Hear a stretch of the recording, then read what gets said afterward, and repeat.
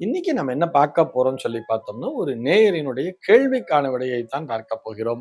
இந்த நேயர் என்ன கேட்டிருக்காரு அப்படின்னு சொல்லி பார்த்தோம்னா, ஒருவருக்கு ஒரு குறிப்பிட்ட காலகட்டத்தில் ஆன்மீகம் மீதான பற்று அல்லது ஈடுபாடு குறைவதற்கு ஜோதிட ரீதியாக என்ன காரணம் என்பதுதான் அவருடைய கேள்வியாக அமைந்திருக்கிறது. இது நம்ம நிறைய பேரை பார்க்கலாம். நிறைய பெற்றோர்கள் கூட என் புள்ள மாதிரி பக்திமான் யாருமே இல்ல. சின்ன வயசிலிருந்தே நிறைய பாடல்களை எல்லாம் சொல்லி கொடுத்திருக்கிறோம். தேவார பாடல் அப்படி சொல்லுவான். 5 வயசுலயே கந்த சஷ்டி கவசத்தை மனப்பாடமா என் குழந்தை சொல்லிட்டு இருந்தா. இப்ப பார்த்தா 10th படிக்கிறா. சுத்தமா நெற்றியில திருநீர் கூட பூச மாட்டேங்கிறா. ஸ்கூலுக்கு போகும்போது நெத்தியில எதுவுமே வைக்க மாட்டேங்கிறான். போமா அப்படின்னு சொல்லிட்டு போயிடுறா. சாமி கும்பிட வான்னு சொல்லி கூப்பிட்டா கூட நிச்சயமா வரவே மாட்டேங்கிறா. அதெல்லாம் ஒண்ணும் இல்லை அப்படின்னு சொல்லிட்டு போயிடுறா. இந்த பூஜை ரூம் பக்கமே வர்றதில்ல, கோவிலுக்கு கூப்பிட்டாலும் வர்றதில்லை அப்படிங்கிற மாதிரி நிறைய பெற்றோர்கள் சொல்வதையும் பார்த்திருப்போம். நம்ம என்ன சொல்லியிருப்போம் அவங்களுக்கெல்லாம், எல்லாம் வயசு தானே, வயசு போக போக சரியாயிடுமான்னு சொல்லியிருப்போம். ஆனால் இந்த நேயர் கேட்பது ஒரு குறிப்பிட்ட காலகட்டத்தில் அப்படின்னு சொல்லி சொல்லும் பொழுது, ஒரு சில பேர் பார்த்தோம்னா ஒரு 40 வயசுல கூட பார்த்தோம்னா ஆன்மீகத்தின் மீதான பற்று என்பது குறைய பார்க்கலாம். ஒரு சில பேருக்கு அது மாதிரி வரும். அதற்கு ஜோதிடவியல் ரீதியாக என்ன காரணம் கேட்கிறார். சமூகவியல் ரீதியான காரணம் வந்து வயசு பிள்ளைங்க வந்து சின்ன வயசுல நல்லா சாமி கும்பிட்டுருப்பாங்க.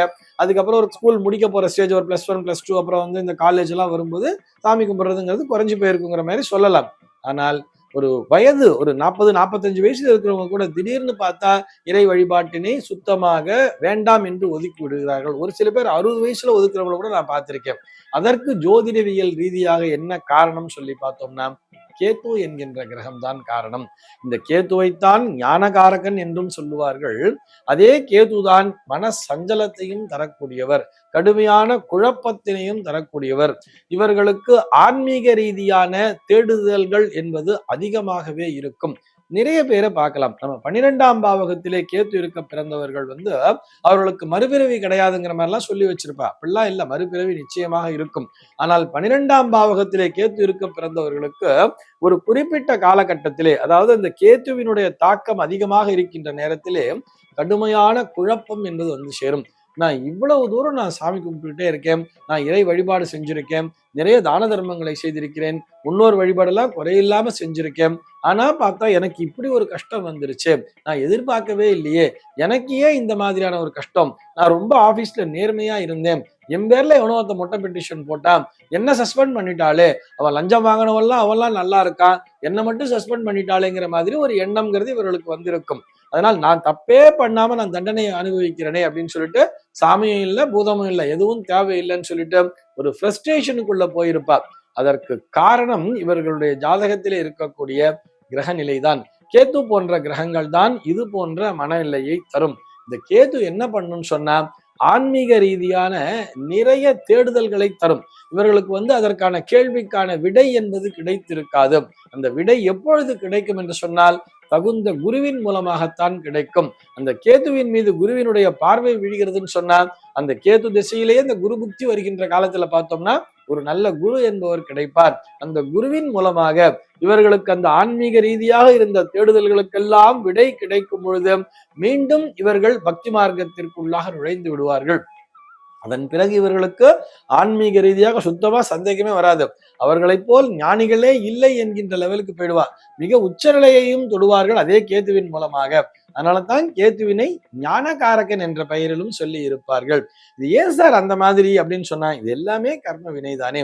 கேத்து ஒரு மிகப்பெரிய கஷ்டத்தை கொடுப்பார், ஆன்மீக ரீதியாக நிறைய தேடுதல்களை கொடுப்பார். இப்ப நம்ம நிகழ்ச்சியிலேயே பார்த்தோம்னா நிறைய கேள்விகள் எல்லாம் கேட்கிறோம் இல்லையா, நிறைய சந்தேகங்களை கேட்கிறோம் இல்லையா.